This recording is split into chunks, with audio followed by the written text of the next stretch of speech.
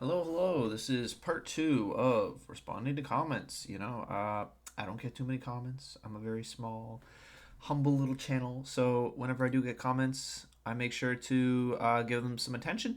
And people are actually writing some interesting stuff. So I thought, why not? All right. So we're going to start with this guy here. And this is just off the cuff. This is not like I planned a response and I wrote an essay on how I'm going to respond to this guy. This is just me uh, literally off the cuff, just taking what this guy's saying and responding to it as is. All right. And what's the video? Because we got to think about the video first. It is Dyer and Andrew Wilson versus Atheists. So it was the panel with Piers Morgan. So that's what we're responding to. Keep in mind. All right, so let's start with Lloyd. Lloyd says the fact morals are arbitrary and change with time is problematic doesn't make it untrue. Okay. So he's saying because morals, let's say in like an atheist worldview, you have morals and they're arbitrary and they change with time. Uh, okay. So he's saying that doesn't make it untrue. Spelled doesn't wrong. Put the S, switch the S and the E. But anyway, um, is this true, guys? Let's think about this. Can something be arbitrary but also accidentally be true? It could be. It could be. You could accidentally, by accident, get the correct worldview or the correct moral system arbitrarily. It's possible. Uh, can it change with time and still be true? Well, it depends on if you think you're a moral relativist or not. If you think that morals can just change on a whim. So that depends, because some people would say that morals can't change. So this is kind of a complicated statement. Uh, but sure, let's say for the sake of just possibility, let's just say for the sake of possibility, I guess they could be arbitrary and they could change with time. It's possible. That being said, in a debate, you can't really debate something on the basis of being arbitrary because when you debate something, you have to provide reasons for it. Very simple. You have to provide argument for the thing, not just arbitrarily assume a position.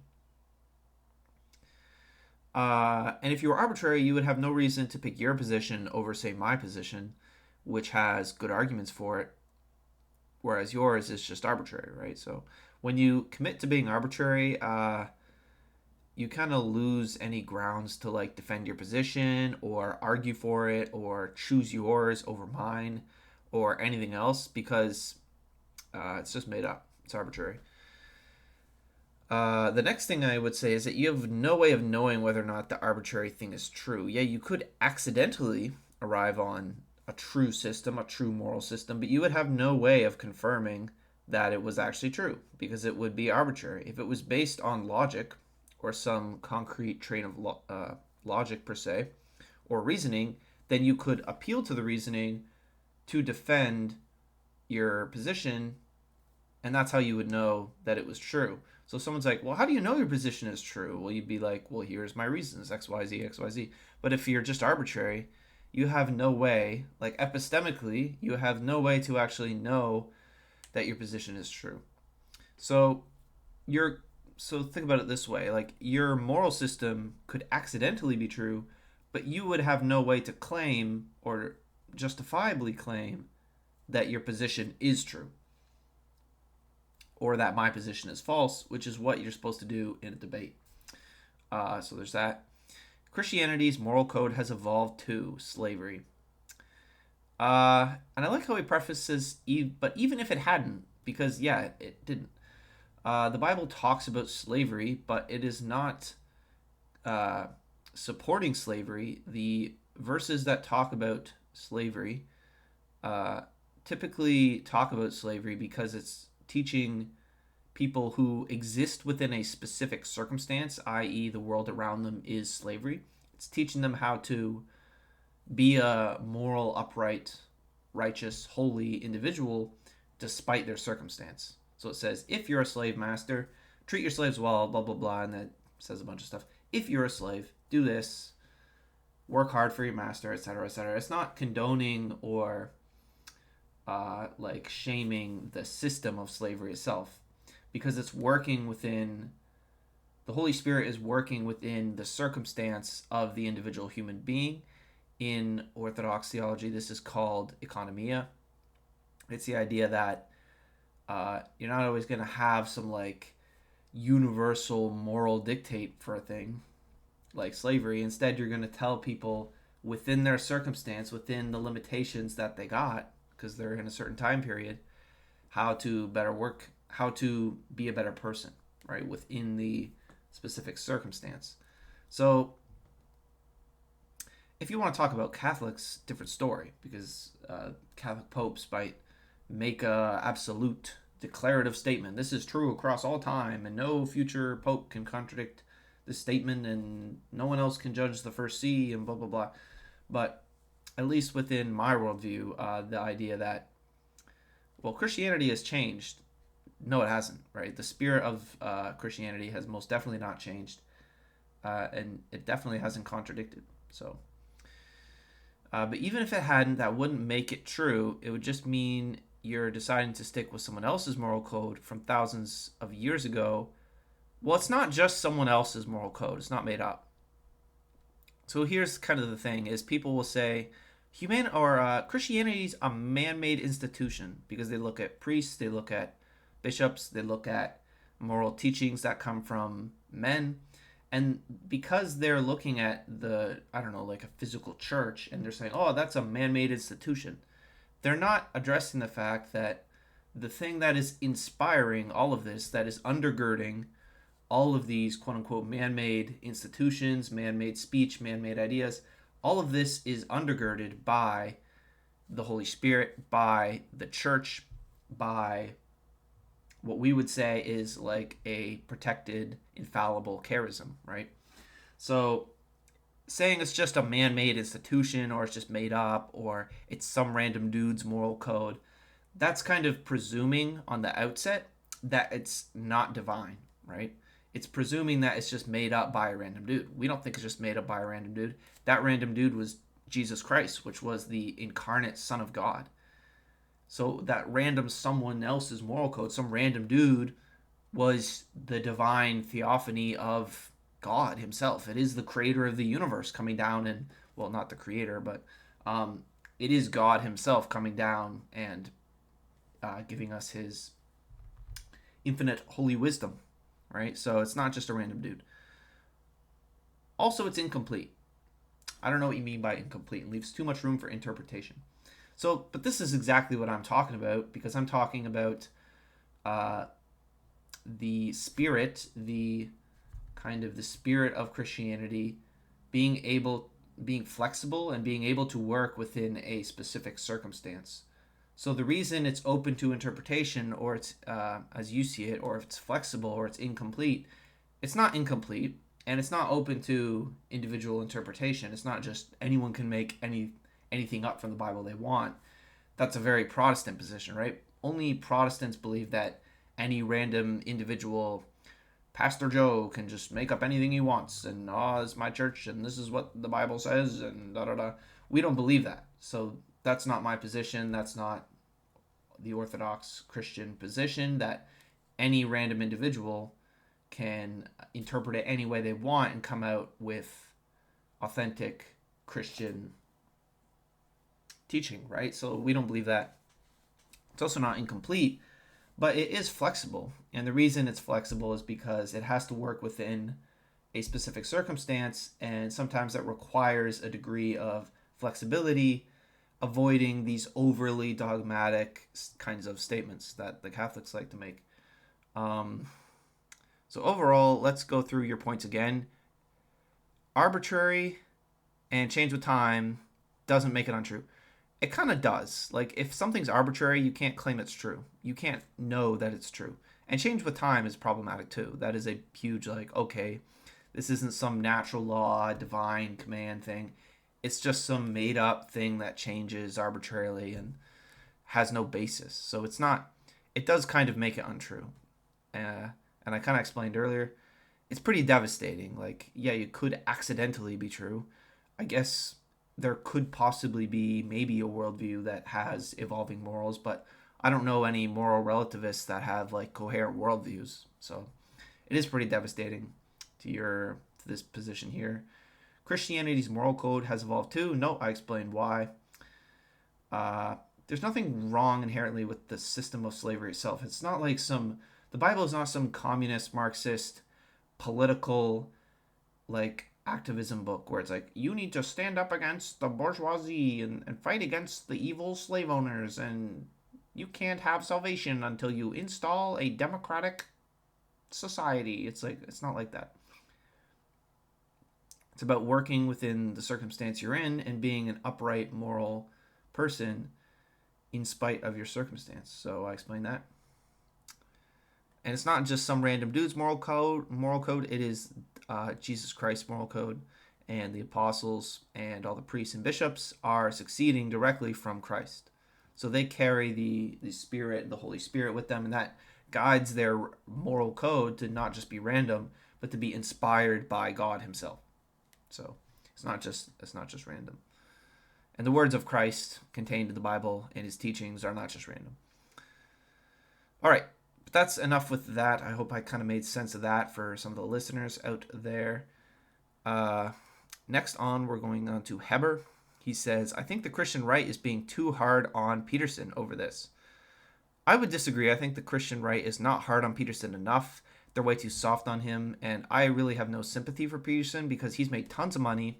He's got tons of fame, tons of popularity. He's led tons of people astray, away from God, into a comfortable substitute for God, which is this profundity and this waxing and this Jungian kind of, I don't know, like random normative conservatism. So he's kind of undermining a young men's movement that would be moving towards God by redirecting it towards kind of like Jungian classical liberalism. It's just, so he's not good. So I don't really feel sympathy for him because he's leading people astray.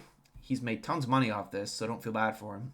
And he's got tons of popularity and fame off of this, so I don't feel bad for him either. And he deserves it. He's made a ton of mistakes in terms of the things he said. He performed very badly on this Jubilee thing. He shouldn't have even done it in the first place. So it's really his fault. So I don't think we can just be like, oh, it's okay, Peterson. No. You just got some emotional hangover for this Peterson guy. And I'm like, you shouldn't. You should kind of have a firmer stance. Be a man about this. Don't be a woman. Don't be all emotional and like, oh, but he's nice. He's changed, I swear. You know what I mean? All right, so the show should never have been set up as it was, and he shouldn't have done it. But lighten up. I'm not going to lighten up. No, I don't have to. Your argument is that, oh, you're mean. Well, too bad. I'm allowed to be mean.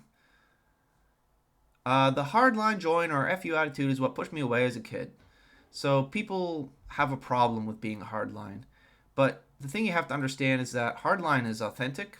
Hardline means I'm serious. Hardline is masculine. Hardline means I have principles. I have a standard. I have a foundation. I'm not just making things up.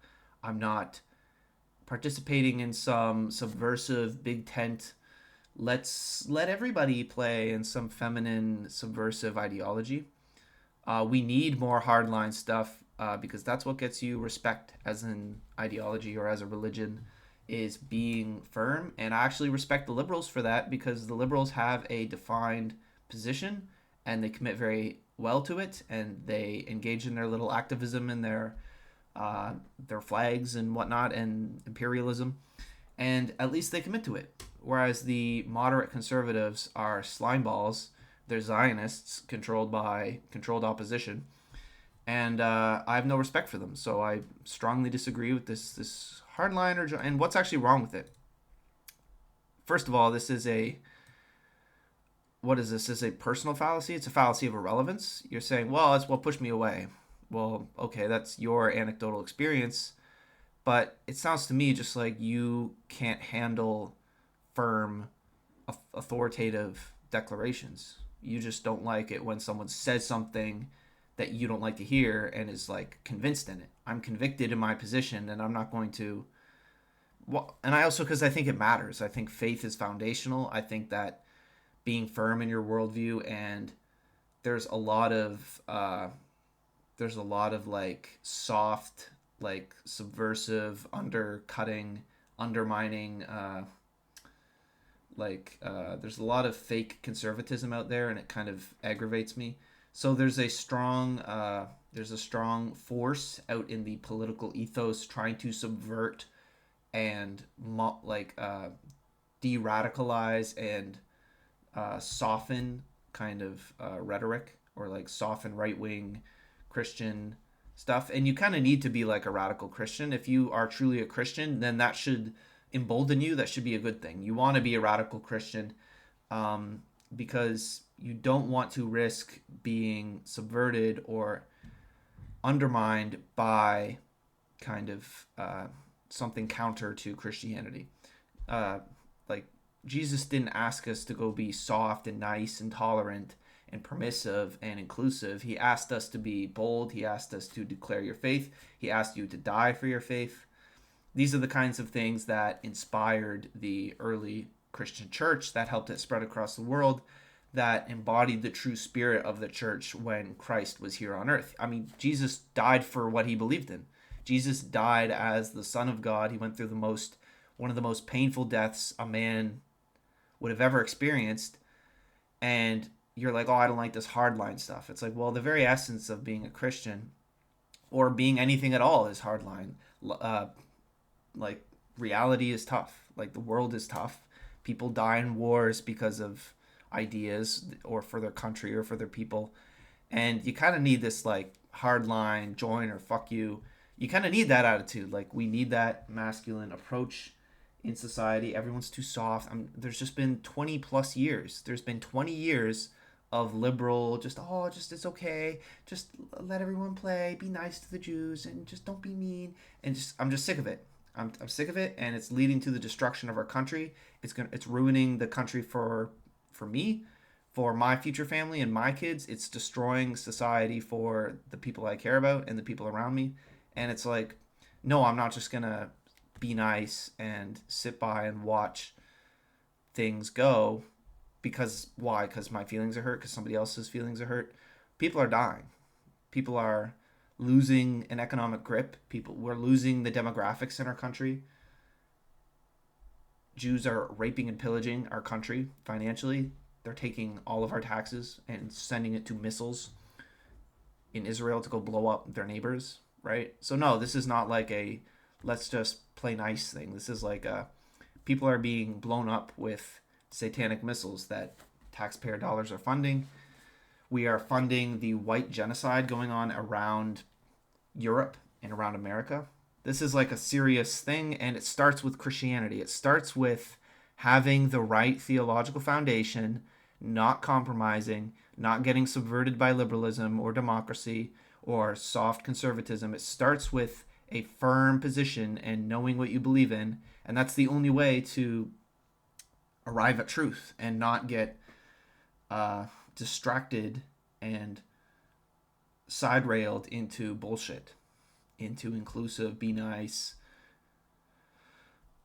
stupid, like 20th century ideology type bullshit. That's the only way, is by having a strong, firm Christian foundation. So I strongly disagree. And I think I think you're just, it's mean, and you can't handle the fact that it's mean. But it's fine. There's a lot of people like that.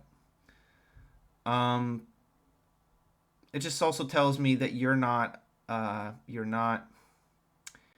don't see the gravity of the situation that I do, or people who are awake to the death and destruction, the spiritual rape that is happening in society right now. There is a mass spiritual rape going on by different religions, by atheists, by Muslims, by fake Christians. Like, there are a lot of stakes on the line. There's people's salvation on the line. And it's like, it just tells me you aren't. Maybe you can consciously, maybe you can like acknowledge that. You're like, yeah, yeah, I know what you're saying, but you don't really, because if you did and you had that kind of urgency, that kind of seriousness, you wouldn't be afraid to swallow, the difficult truths, the red pills, right? You wouldn't be afraid of like, oh, that's mean, that's offensive. You'd be like, no, being mean and offensive is exactly what we need to push past the soft, feminine, liberalized bullshit. The only way to defeat that is with a masculine temperament, with a fuck you, I'm going to do it anyway. Fuck you, I'm not going to let Jews ruin this country. Fuck you, I'm not going to let atheist degenerates who want to have a bunch of gay butt sex all day run my country and run it into the ground. I'm not going to let a bunch of women who get tricked by propaganda of like some stupid little black baby, oh, please let us in the border, or please let us into your country, we're refugees, we're starving. I'm not going to let them throw the demographics of our country away. And it's kind of like, once you understand it this way, you realize that the hardline shit is what you want. That's what you want. That's more of what you need, because that prevents women who only care about emotions or appearances or fitting in. It prevents. It's a deterrent it's like a barrier. It's like a partial barrier that prevents stupid women from getting into your movement and subverting it. It's like it repulses them, right? It's almost like a skunk spray. Keeps the women out, but anyone who's nose blind to the skunk spray, or in this case, it permits men with a masculine temperament who are not afraid to upset other people for what they believe in. It allows them into your movement, allows them into your belief system, in your ideology, and it's actually it's a good tool. It's a tactical tool. But I'm sorry that you were pushed away. I hope you come to understand that just because someone's aggressive or someone is offensive does not mean that they're evil. That's like two things you have to learn to separate. Is like someone like me or Jay Dyer can be mean and we can be assholes, but someone being a mean person or being offensive or saying something you don't like doesn't mean that they're evil, right? It doesn't mean that they're on the side of bad or that they're wrong or that they're evil. It just means that maybe you're getting too caught up in the emotions of the thing and not actually looking at the logic or the reason of the thing. I do think in hindsight in life, that the masses need it though. Yes, you're right. In the void of Christianity, they've taken up other religions and beliefs like less. This is very common. It's like, oh, leftism is a religion. Yes, okay, fine, whatever. It's kind of a shitty religion, but you're kind of right.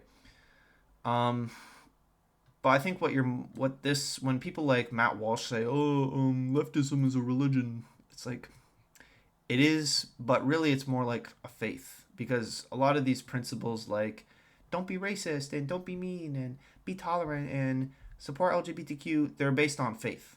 They're not based on biology, right? Because if they were based on biology, then we wouldn't have the trans movement. They're not based on logic, reason, or stats, because there's tons of very racist stats that show all these black people are committing all these crimes. Evil, racist stats. So they don't care about logic or reason. They don't care about the stats or biology or science. It's based on faith. And I think that's what people are realizing, is that every ideology, not just left, not just right, not just agnostic or atheist, not just Christianity or Islam, everything operates, at least on a very foundational, like under the surface of everything, past all the ideas, everything operates on faith.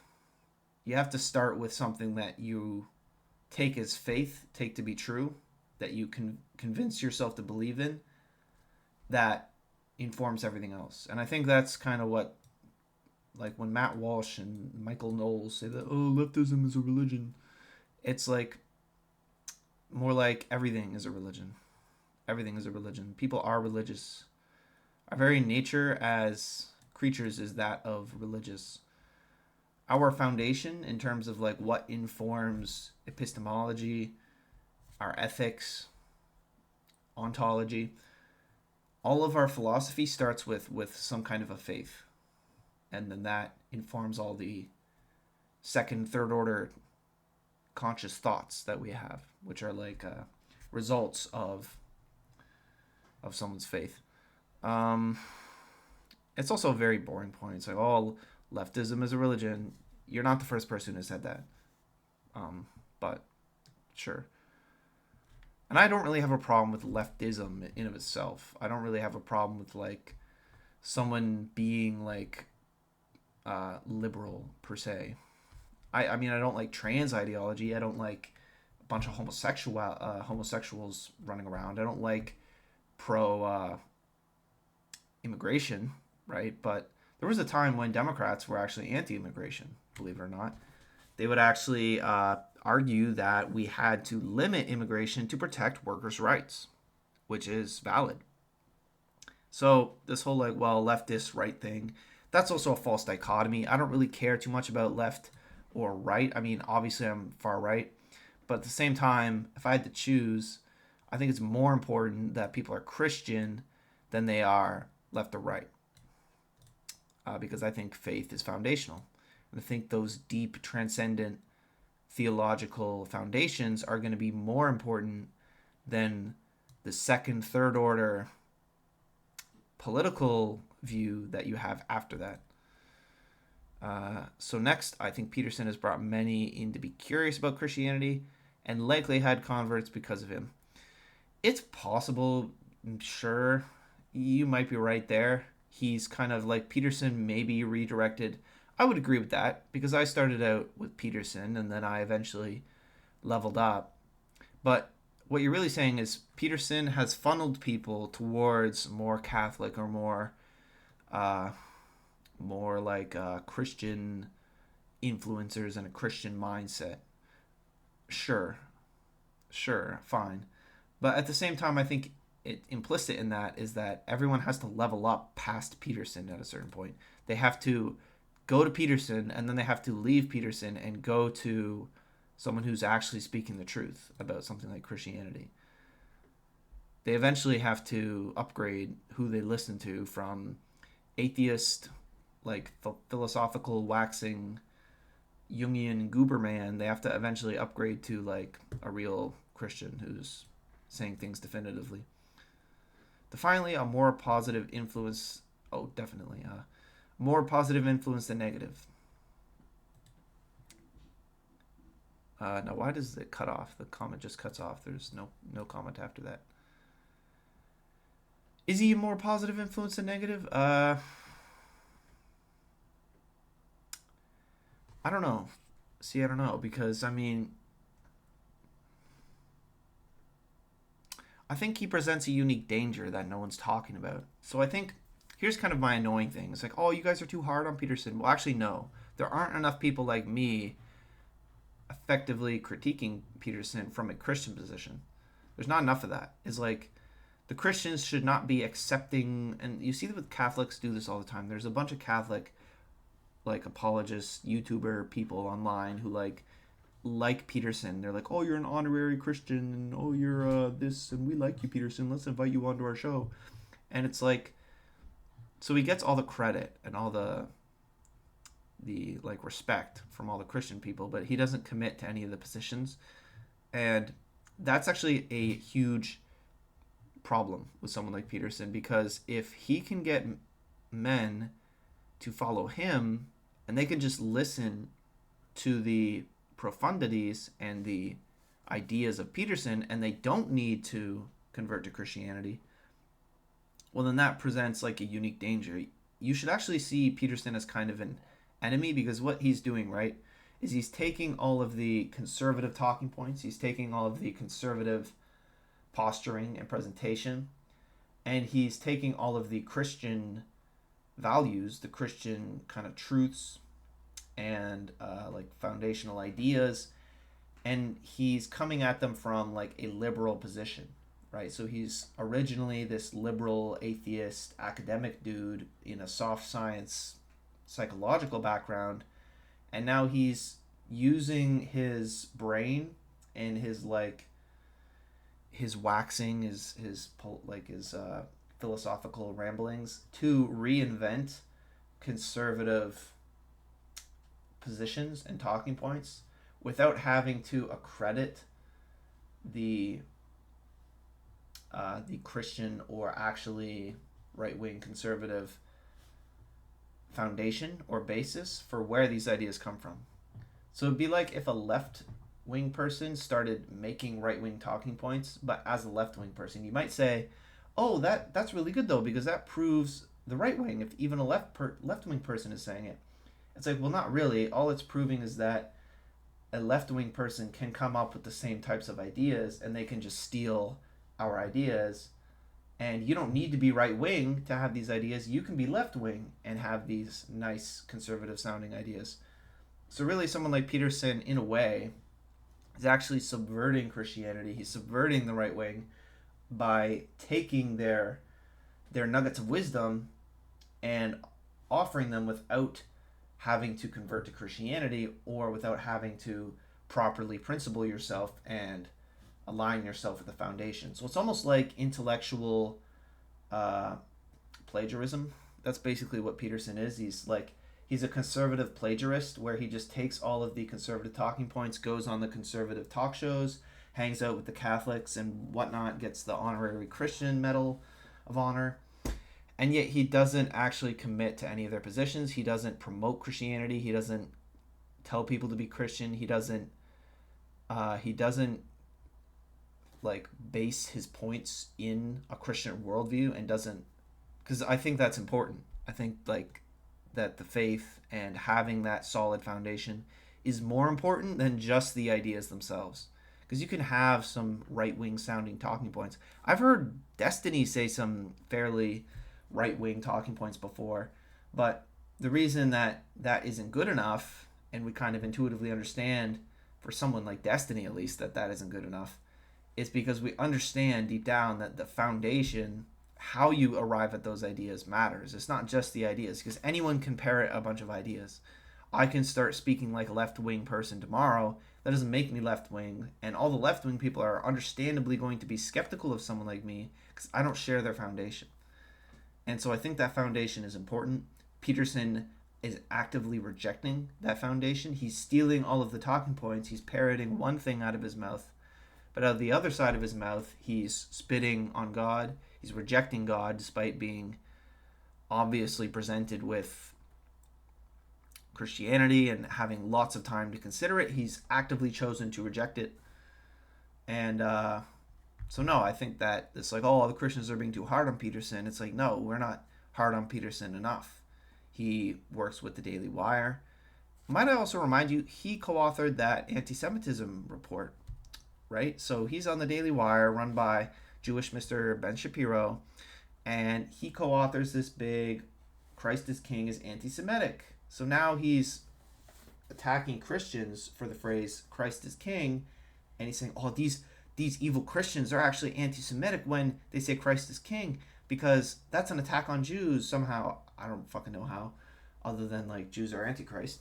But so this, oh, suddenly the foundation matters. Suddenly it matters that Peterson's not a Christian, because you guys all thought, oh, it doesn't matter. It's just whatever. It doesn't matter. He's conservative. He's good enough. He's good enough. Oh, now that it actually comes down to it, who does he support? He supports Jews, and he supports attacking Christians in this big report and trying to shame them. And that's another problem that Peterson represents, is that Peterson, with his like anti-LGBTQ, or his like freedom of speech thing, he's kind of accrued a degree of credit, and then he can weaponize the kind of conservative street cred that he's got. He can weaponize that against Christians like he did in this report. And he's prone to do that because he has beef with Christians. He, in his early years of academia, kind of made fun of Christians. He called them stupid. He called them anti-intellectual. So this is intentional. This is not just like an accidental thing that Peterson just happened to be writing this report against Christians, calling them anti-Semites for just saying Christ is King, which is true. This is intentional, and this comes from Peterson's hang-ups with Christians. And I know this is a lot of rambling, but if I had to paraphrase, I would say the foundation matters. The foundation is really important. That's where you got to start. It's not just enough that someone is parroting the talking points. The foundation really matters. And when you look at the foundation of someone like Peterson, you realize he is a bitter, angry atheist, and he is really committing intellectual plagiarism by stealing conservative Christian talking points and a conservative Christian image, but with the foundation of agnostic Jungian pseudo intellectualism. But with that, let me know what you guys thought. Continue to leave your comments. I love them very much, and sometimes I will brutally pick them apart, but that doesn't mean I don't value your comments, right? So it's more of that I can be mean sometimes, but that doesn't mean that me being mean means that you should despair, or that I don't like you, or that I hate you, or anything. Obviously not, right? So, but with that, I'll get out with some more content probably this weekend, probably a couple days. So keep your ears and eyes open for that. And with that, we will head out. Cheers.